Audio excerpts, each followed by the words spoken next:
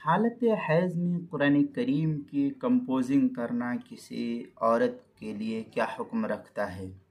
چنانچہ حالت حیض میں قرآن کریم کو ٹائپ مشین پر ٹائپ کرنا یا کمپیوٹر میں کمپوزنگ کرنا یہ فقہ نے مکروہ لکھا ہے۔ قرآن کریم کی عظمت کا تقاضا یہ ہے کہ قرآن کریم کی عظمت کا تقاضا یہ ہے کہ کامل پاکی کے بعد ہی اس بہترین کام کو انجام دیا جائے۔ چنانچہ فتاوی تاتارخانیہ کے اندر ہے وَلَا بَأْسَ لَهَا بِكِتَابَةِ الْقُرْآنِ عِنْدَ أَبِي يُوسُف إِذَا كَانَتِ الصَّحِيفَةُ عَلَى الْأَرْضِ لِأَنَّهَا لَا تَحْمِلُ الْمُصْحَفَ۔